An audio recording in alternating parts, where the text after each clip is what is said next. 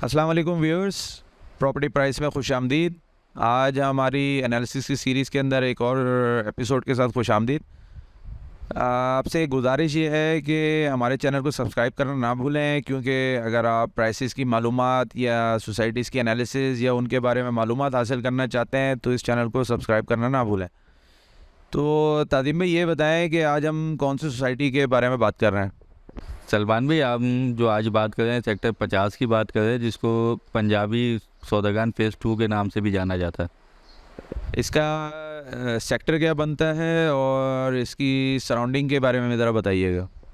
सलमान भाई, इसकी अगर आप सेक्टर की बात करें तो सेक्टर तो 50 बन रहा है, और इसके साथ अगर सराउंडिंग देखते हैं तो एक साइड के ऊपर इसके रेडियो पाकिस्तान मिल जाती है आपको, इसके सामने जो है आपको PN सिविलियन मिल जाती है, इसी बैक साइड के ऊपर आपको मुस्तफ़ा टाउन मिल जाता है, और एक साइड के ऊपर इसके हाईवे आ जाता है, हाईवे के ऊपर वो रिजर्व एरिया है वो आ जाता है इसके साथ। जैन भाई, जो हमारा ये पंजाबी का फ़ेज़ 2 है, इसके अंदर कितने किस्म की कैटेगरीज हैं प्लॉट्स की और उनके रेट्स क्या होंगे, ज़रा वो बताइएगा। सलमान भाई, इसके अंदर जो कैटेगरी है वो 120 गज की अंदर की कैटेगरी 120 गज की है, और कुछ प्लॉट इसके बड़े भी हैं जो कि 133 गज के अंदर आते हैं। और इसके जो मेन रूट पे अगर देखा जाए तो 80 गज की कैटेगरी है, जिनको कमर्शियल की कोशिश की थी बट वो भी रेजिडेंशियल बने हुए। और कुछ प्लॉट हैं जो 2-4 प्लॉट हैं जो कमर्शियल प्लॉट भी इनके। अच्छा, अगर हम इसकी रेट की बात करें तो उसके अंदर 120 गज का जो रेट है वो तकरीबन आपका 1.10 से लेके 1.20 1.25 तक का रेट है। और अगर दीवार फेसिंग का आप लेते हैं तो 95 से 1 तक का रेट है, जो आखिरी दीवार फेसिंग है। छोटी सोसाइटी, ज़्यादा बड़ी सोसाइटी है नहीं। अगर आप मेन रूट पे 80 गज का देखते हैं तो ये 1.5 करोड़ रुपये तक का रेट है। इसके अंदर मेन रूट के अंदर एक ये भी होता है कि आगे पीछे की जोड़ी बन जाती है, तो वो जोड़ी भी अगर कोई लेना चाहता है तो वो जोड़ी बन जाएगी। वो तकरीबन आपकी 3 से ऊपर का रेट चले जाता है उसका। तादिम भाई, इसकी जो मेन रोड हैं, यानी जो बाहर से जो इसका जिस पे गेट आ रहा है एक्सिस रोड, वो कितने क्या साइज़ आ रहा है उसका, और सोसाइटी के अंदर अगर हमने एंटर होना हो उसका साइज़ क्या होगा, और अंदर जो गलियाँ हैं इसकी, उसके अंदर रोड का क्या साइज़ आएगा, वो बताइएगा। सलमान भाई, अगर इसके हम गेट की बात करते हैं तो एक गेट इसका 244 फीट रोड पे खुलता है, और एक इसका हाईवे फेसिंग के ऊपर 100 फीट रोड पे खुलता है इसका गेट। और इसके अलावा जो इसकी सराउंडिंग है, एक तरफ आपको बता दिया कि 244 है, एक तरफ को इसके 100 फीट रोड लगता है, फिर इसकी जो राइट साइड है रेडियो पाकिस्तान, और उसके बीच में भी 100 फीट का रोड आ जाता है। तो बैक साइड इसकी 60 फीट रोड डिवाइडिंग करती है मुस्तफ़ा टाउन को। उसके अलावा जो अंदर की पोजीशन है इसकी रोड्स की, वो जो जिन रोड्स के ऊपर इनके गेट लगते हैं वो 45 फीट के हैं। उसके अलावा अंदर के जो रोड है बाकी वो 30 फीट के रोड है इसके। जैन भाई, जो सोसाइटी है हमारी, इसके अंदर जो पार्क्स वगैरह की डेवलपमेंट का क्या काम हुआ है, और पानी बिजली गैस जो है, जो एमिनिटीज़ हमारे में आती हैं, इसकी क्या पोजीशन है अभी, क्या क्या चीज़ें अवेलेबल हैं, और घर बनाने के हिसाब में देखा जाए तो वो कैसी अभी पोजीशन है इसकी। सलमान भाई, इसके ज़रूरतें जो ज़िंदगी होती है सारी चीज़ इसके अंदर मौजूद है। इसके अंदर मस्जिद भी बहुत खूबसूरत बनी हुई है, पार्क बने हैं बहुत खूबसूरत। इसके अंदर सोसाइटी बाउंड्री वॉल है, सिक्योरिटी गार्ड बैठे हुए हैं इसके अंदर 24 घंटे, कोई इशू नहीं है। अच्छा, रिहाइश की बात करें तो इसके अंदर बहुत सारे घर काफ़ी बन चुके हैं और रिहाइश भी हो चुकी है। फैसिलिटीज़ की बात करें तो पानी बिजली गैस तीनों चीज़ें अवेलेबल है इसके अंदर। रोड जो है कारपेट हुए हुए हैं इसके सारे, तकरीबन ऑलमोस्ट 30 फीट के जो रोड है, कुछ कारपेट हुए हुए हैं कुछ नहीं हुए हुए। तो सोसाइटी जो है एज आ रिहाइश के पर्पज़ के लिए बिल्कुल मुकम्मल है।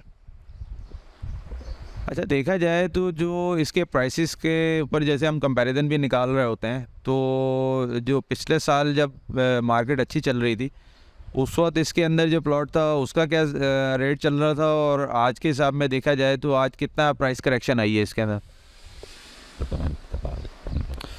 सलमान भाई, देखें इसके अंदर प्राइजेस नहीं टूटे हैं, क्योंकि रिहाइश पर्पज़ थी, एक पंजाबी का नाम चल रहा था इसके अंदर। तो इसके अंदर फ्यूचरेशन आई है, वो तकरीबन आई है 5 से 6 लाख 8 लाख रुपए की आई है। फ़र्क डिपेंड लोकेशन के हवाले से, उससे ज़्यादा फ़र्क नहीं आया, क्योंकि एक ही कैटेगरी है तो रेट आपको यही है, आपको तकरीबन फ़र्क पड़ेगा। लोकेशन वाइज आप 5 to 8 पकड़ लें, जो इतना कमी पेशी आई है बस। तादिम भाई, ये बताएं कि जो अगर हमें आज फ़ाइल को ट्रांसफ़र कराना हो या फ़ाइल परचेज़ करनी हो, तो उसके अंदर हमें फ़ाइल में क्या क्या चीज़ें देखनी होती हैं, और इनका जो सोसाइटी का ट्रांसफ़र ऑफिस है वो कहाँ पे होगा। सलमान भाई, ये बेसिक जो आपका पंजाबी सौदागान फेज़ 2 है, ये बिल्डर प्रोजेक्ट के ऊपर आता है।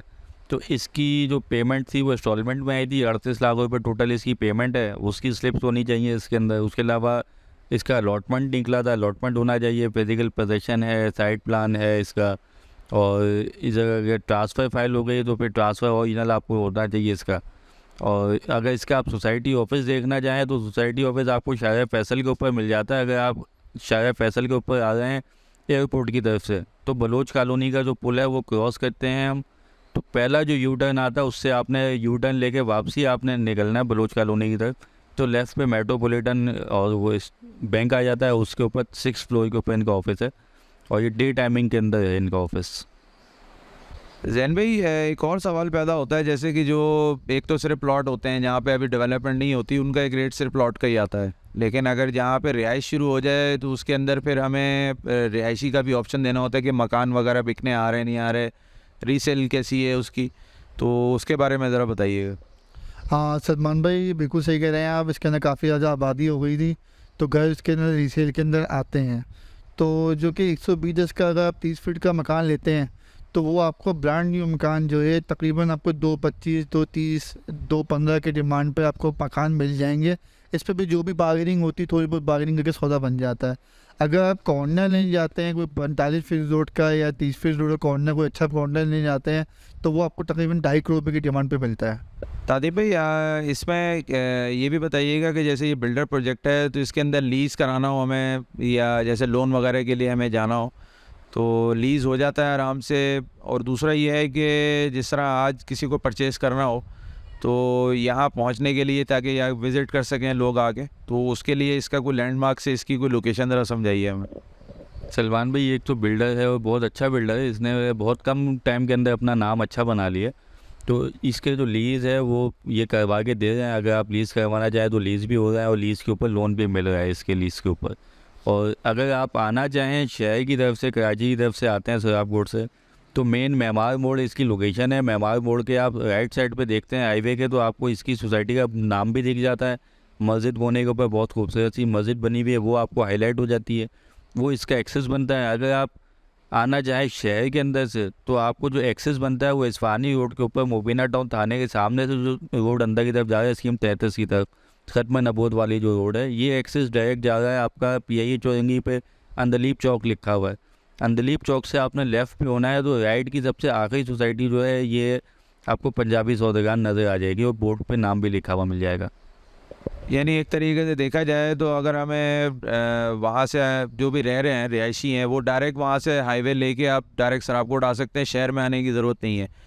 सिर्फ उस तरफ से जाने के लिए आपका जो यू टर्न है वो थोड़ा सा लंबा हो जाएगा, उसके लिए आप शहर से चले जाएं, वरना निकलना वहाँ से ज़्यादा आसान है। मतलब सलमान भी अगर आप शहर से आ रहे हैं और हाईवे से आते हैं तो आपको यू टर्न जो है बहुत मुश्किल हो जाता है इसके लिए, क्योंकि आपका जो यू टर्न आ रहा है वो सादी टाउन के पास जाके, सादी गार्डन के पास जाके आपको मिलता है। तो उसके लिए पे लोग ये करते हैं जो आपका जमाली पुल है यहाँ से अंदर हो जाते हैं और फिर वो जो मैंने रूट आपको बताया पंजाबी सौदागर वाला, उस रूट से सीधा जाते हैं अंदलीप चौक पे और फिर लेफ्ट टर्न होकर अपनी सोसाइटी में जाते हैं ये लोग। जैन भाई ये बताइए कि अगर हम कंपैरिजन करें इसकी सराउंडिंग के हिसाब में तो आप क्या कहेंगे कि आज हमें इसके अंदर परचेजिंग करनी चाहिए जाके या क्या पोजीशन करनी चाहिए इसमें?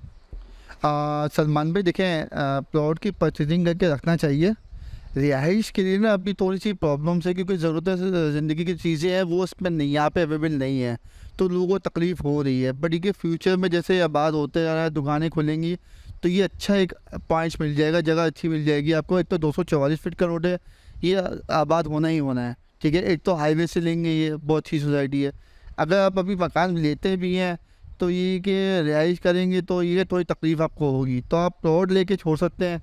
फ्यूचर में ये आप बना ले, जब देखें आप एक अच्छी इन्वेस्टमेंट भी हो जाएगी और अगर कंस्ट्रक्शन करना चाहें उस पर कंस्ट्रक्शन करके रिहाइश भी कर सकते हैं। और अगर आप चाहते हैं कि आप प्लॉट मकान लेके बना हुआ मकान आज की तारीख में लेके रख लूँ, किराए पे दे दूँ, तो ये भी आप कर सकते हैं, ये भी पॉसिबल है। क्योंकि यहाँ पे लोगों ने किराए पे भी मकान दिए हैं तो आप किराए पे देते हैं कि भाई जब तक फैसिलिटीज़ नहीं आ रही है, कहीं हम कहीं खुद किराए पे कहीं रह लेते हैं, वहाँ किराए पे देते हैं।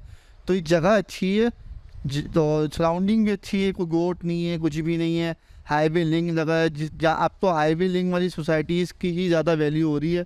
अब वो वाला ट्रेंड ख़त्म हो गया कि भाई अंदर की तरफ लो, अब लोग ज़्यादा ट्रेंड करते हैं भाई हाईवे के नज़दीक हो। हाईवे से ही आपका लिंक रोड है क्योंकि रियाली एक्सप्रेस में जब से बना है, जब से लोगों को बहुत आसानी हो गई कहीं भी पहुंचने के लिए, तो ये जगह अच्छी है रहायश के लिए। जैन भाई देखें, इसके अंदर जो एक पॉइंट मैंने नोट किया है कि सामने इसके आता है मेमार मोड़। जो अगर आप जमाली पुल वाली साइड से आ रहे हैं तो सामने आपके मेमार का रास्ता निकलता है, रिमझिम टावर वगैरह उसी पे ही है, और वही रोड जो है वो आगे जाके आपके इंडस्ट्रियल जोन को टच कर रहा है। जो फ्यूचर प्लानिंग है इसकी, जो हम भी बहुत दफ़ा वहाँ से गुजरते हैं, हमने इसके ऊपर ख़ुद भी डिस्कशन की है, जो हमारे सीनियर्स हैं उनसे भी हमने इसके बारे में काफ़ी मालूमात ली है, तो सबका एक आइडिया उसके अंदर ये है कि फ्यूचर के अंदर यहाँ से एक ओवरहेड ब्रिज बनेगा जो कि इस साइड को कनेक्ट कर देगा। अच्छा, उससे दो चीज़ें बहुत ज़्यादा इंपॉर्टेंट होने वाली हैं कि जो आपके टीचर वगैरह के जो सेक्टर हैं इस साइड के, और जो आसपास की जितनी भी फैसिलिटीज़ जो वाली जो जगह हैं, सोसाइटीज़ हैं, उनको वो कैटर कर जाएगा, क्योंकि वो रूट जो है अगर इससे कनेक्ट होता है तो ये डायरेक्ट जौहर की तरफ निकलेगा रोड ये। तो एक तो आपकी ट्रैफिक इससे बहुत बढ़ जाती है, और दूसरा ये होता है कि जो इस साइड के जो अभी प्रॉब्लम आ रहे हैं ना कि आपको या तो जमाली से जाना है या फिर आगे आप सादी टाउन से घूम के आ रहे हैं, तो थोड़ा सा वो जो एक ट्रांसपोर्टेशन के इश्यूज़ हैं वो 100% उससे ख़त्म हो जाते हैं। तो अगर ये ब्रिज इसके ऊपर बन जाए और इसका दूसरी साइड से कनेक्शन बन जाए, तो ये समझ लें आपकी ये जो जगह है ये उस टाइम पे मेरे हिसाब से डबल रेट करती है इसकी। इसमें आपकी क्या राय होगी? जी सलमान भाई, ये ब्रिज का तो मैंने भी सुना है, लोगों से, काफ़ी लोगों से सुना है मैंने। अभी कब बनेगा, किस कौन से सन में बनेगा ये तो हमें नहीं पता, बट ये बनेगा। अच्छा, ये 244 फीट का रोड है, इस पर बन सकता है, इस पर नो डाउट ये नहीं बनेगा, क्योंकि जो कि मेमार मोड़ से यह रोड आ रहा है वो 244 फीट का ही रोड है जो चलते आ रहा है। अच्छा, ये 244 फीट रोड सीधा जा रहा है जीना एवेन्यू पर। पूरा अगर देखा जाए इसकी रूट, अगर बड़े नक्शे में दिखाया जाए, हम अपने व्यूज़ को दिखाएंगे कि कौन कौन से रोड इसके बिल्कुल हमारे स्कीम 33 के अंदर लिंक करते हैं। तो ये पूरा लिंक करता है जीना एवेन्यू पे। तो ये रोड जो है विल थ्रू होगा, जो मरी कैंट वाले को भी आसानी होगी मेमार आने के लिए, और जो स्कीम 33 से वहाँ जाना चाहते हैं, मेमार जाना चाहते हैं, और मेमार वाले जो गुलशन जौहर जाना चाहते हैं उनके लिए भी आसानी होगी। क्योंकि सीधे हाथ वाला जो टुकड़ा है ना, इसके जितने भी बड़े रोड हैं वो सीधा सफूरा, मरी कैंट, इन सब से लिंक करते हैं। तो ये मेमार वालों को एक बहुत अच्छा एक एडवांटेज मिल जाएगा। मेमार क्या, जो कि सोसाइटीज़ हैं बहुत सारी, मेरिट है, कोटन है, अटावा है, बहुत सारी सोसाइटियाँ आबाद हो गई हैं, उनको भी फ़ायदा होगा। हम तो सिर्फ मेमार का नाम लेते हैं क्योंकि मेमार वहाँ मशहूर है, बस सोसाइटीज़ भी वहाँ पे बहुत सारी जो अभी आबाद हो रही हैं उन लोगों को भी बहुत फ़ायदा होगा, क्योंकि उनके लोग भी, जो उनकी फैमिलीज जो है वो इस सीधे हाथ पे बहुत रहती हैं। क्योंकि सीधे हाथ वाला जो टुकड़ा महंगा हो गया था, तो उनके कज़नों ने उल्टी हाथ पे रॉक सोसाइटियों में, मेरिट में, अलीगढ़ में इन्वेस्टमेंट किया, वहाँ रिहाइश कर ली उन लोगों ने। तो इस वजह से अब ये पुल कब बनेगा, कैसे बनेगा, कब बनेगा, ये इसको कुछ नहीं पता, बट ये जब बनेगा तो इस 244 फीट रोड पे जो भी सोसाइटीज़ होंगी वो आपको फ़ायदा देगी। जैसे आप पंजाबी सौदागरान वाला देखें, 200 फीट का रोड है, उसमें आज जो सोसाइटीज़ है वो सब महंगी हैं। उससे पहले आप 200 फीट रोड आए, मद्रास वाले रोड पे आए, मद्रास वाले रोड पे आप देखें जितनी भी सोसाइटी है सब महंगी हैं। तो इसके बाद जो ये 244 फीट का रोड है ये आखिरी रोड है इसका, स्कीम 33 का, जो कि बड़ा है। उसके बाद फिर वो 150 फीट का रोड है, जो कि वो अपना क्या बोलते हैं, इतना चलेगा नहीं, क्योंकि वो उसमें बिल्डर प्रोजेक्ट की सोसाइटीज़ आ रही हैं। तो ये चीज़ें हैं सारी। नहीं, देखा जाए तो जो ब्रिज वाली बात है ये किसी हद तक तो ठीक है, क्योंकि गवर्नमेंट की प्लानिंग्स थोड़ी अलग होती हैं, उनके बजट्स होते हैं, उसमें एक पूरा सिस्टम है उनका, तो चीज़ तो आती है, मतलब ऐसा नहीं है कि नहीं होती, वो आती है, स्लो होती है, थोड़ा टाइम लगता है। हमारी तो असल में कोशिश ये होती है ना कि मेरा मसला हल हो रहा है तो आज हो जाए, थोड़ा सा ये होती है ना, हमें थोड़ी जल्दी होती है हर काम की, लेकिन जाहिर सी बात है गवर्नमेंट एक अपने हिसाब में प्लानिंग कर रही होती है हर चीज़ की। तो इंशाल्लाह इसकी उम्मीद रखनी चाहिए कि ये सब मामलात हों तो हर किसी का फ़ायदा होगा उससे। जैन भाई, जैसे हमने जो बात की है कि जो ओवरहेड ब्रिज आएगा, इसके अब ओवर ब्रिज आ जाए या अंडरपास बनाएं, उसके ऊपर जैसा भी दें, लेकिन ये है कि गवर्नमेंट के मामला जो है ना वो थोड़ा स्लो होते हैं, लेकिन वो होते हैं। हर बंदे की कोशिश होती है कि मेरा मसला है आज हल हो जाए, लेकिन गवर्नमेंट किसी अपने तरह से जो प्लानिंग होती है उसके अंदर चलती है, और वो चीज़ें ये नज़र आ रही हैं कि ये होंगी। अब देखने वाली बात ये होती है कि जो असल जो बात अभी चल रही है वो एयरपोर्ट की लोकेशन के ऊपर हो रही है, कि जिस तरह सुनने में पहले भी आया था कि जो हमारा जो कराची का एयरपोर्ट है उसकी भी लोकेशन शायद चेंज हो जाए। वो कह रहे हैं कि शायद शहर से थोड़ा बाहर लेके जाएं और ये जो एरियाज़ हैं इसके अंदर कुछ और एक्टिविटीज़ आए, तो वो भी कल को कैटर आउट करेंगी, क्योंकि हो सकता है अगर ये मामला हुए तो जो प्लानिंग्स हैं चीज़ों की वो फिर एक दफ़ा रीशफल होंगी सारी। तो हो सकता है उस वक्त के कोई ऐसे मामला हों तो उसके अंदर ये भी एडिशंस हो जाएं, और क्या नई चीज़ें आती हैं वो तो वक्त के साथ ही पता चलेगा। लेकिन ये अगर ये उम्मीद की जाए तो ये एक अच्छा ऑप्शन है कि इसके अंदर आप आएँ और अपनी इन्वेस्टमेंट्स करें। बाकी तो फिर यही होता है कि जो आपकी एक कैटेगरी है, यानी आपके पास कितने पैसे स्पेयर में आ रहे हैं, वो एक अलग मामला हो जाते हैं। फिर दूसरा ये है कि जैसा छोटी कैटेगरीज आई हैं इसमें, तो इसमें आपको आना चाहिए। अच्छा, तो व्यूअर्स, ये थी हमारी वीडियो इस टॉपिक के ऊपर। हम उम्मीद करते हैं आपको इससे फ़ायदा हुआ होगा। आपको कोई चीज़ इसमें अच्छी लगी है तो वो भी हमें कमेंट में बताएं, अगर कोई चीज़ बुरी लगी है तो वो भी हमें कमेंट में बताएं। बाकी ये है कि आप हमारा चैनल ज़रूर सब्सक्राइब करें, क्योंकि इसी तरह से रिलेटेड जो भी वीडियोज़ हैं वो आपको टाइमली बेसिस में मिल सकें। बहुत शुक्रिया।